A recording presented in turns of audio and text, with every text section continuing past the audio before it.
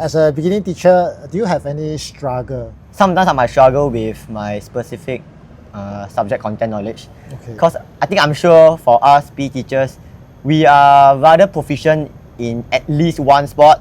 We cannot be proficient in everything. So like for myself, my main sport is football. I think my first real struggle this year was when I had to teach gymnastics. For gymnastics itself, I am able to do the different gymnastic movements like your forward roll, your backward roll, the cartwheel. But I think it's more as to how I am able to teach and segmentize the activities accordingly with proper progression. Like maybe for a backward roll, how do we start with simple back rocker exercises before we really do a backward roll with the ramp and without the ramp in group settings for a class of about 40 to 45.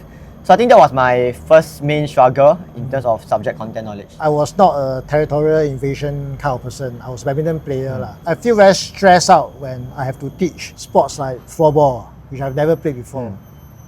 Sports like netball, I don't even know the rules very well. Or volleyball, I really very lousy in that. But I think after some time, we need to understand that even we can be very good at one sport, right?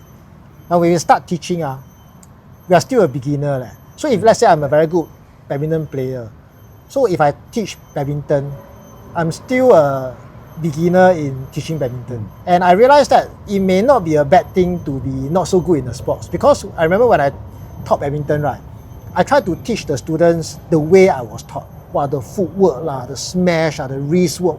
Wow, I tell you, the student really don't know what I'm talking about, and they couldn't do.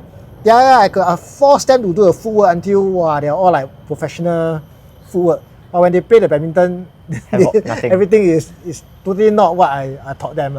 In fact, I realized I find it easier to teach sports like frisbee, volleyball, which I myself is not good at. So it's like I'm not good at volleyball. So how do we teach? Normally we teach something very simple first, like 2v2, just keep a rally going, hit to each other, or 2 touch, then hit crossover. Very simple thing which not much tactics to talk about.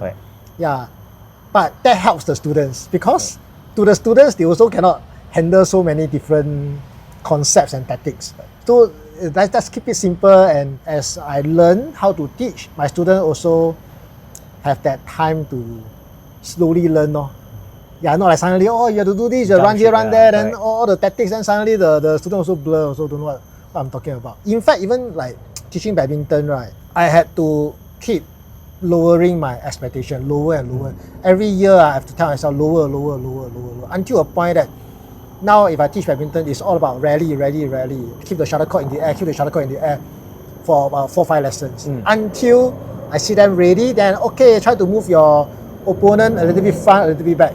If let's say in my badminton training, I'll be like, run here, run there, pick the shuttlecock, it's like footwork and do all sort of difficult thing really. So I think it's really okay to be not good in the sports. The important thing is when we face the student, right, we have to be confident. We cannot doubt ourselves all the time. Teach halfway, sorry, I really don't know how to teach. Cannot be like that. You like that, I tell you the student won't want to learn from you really. I don't mind like telling the student I'm not good at football. I'm really not good at football. Yeah, so let's learn together. Is it okay that we all learn together? Let's start from the first thing. Let's try to enjoy 3v3 football. And then, whatever you learn in the game, you let me know what you learn. I think it's better like that. You just tell the students that I'm not good at it. It's okay, we learn together. I think it's also good to have the avenue, like what you said, to really ask for assistance if needed. Yes. So be it your colleagues or your friends who are teachers from other schools, the support structure is really quite important. Because that's where maybe you can kind of share lesson ideas with each other, bounce on each other's ideas. Maybe like we could share our strengths, cover our weaknesses, for example. I remember last time when I was in my school, every week we have this TTT time, right? Yes, correct. We call it PLC. So we will like focus on one sports at one time. Every week we have focus on one sports.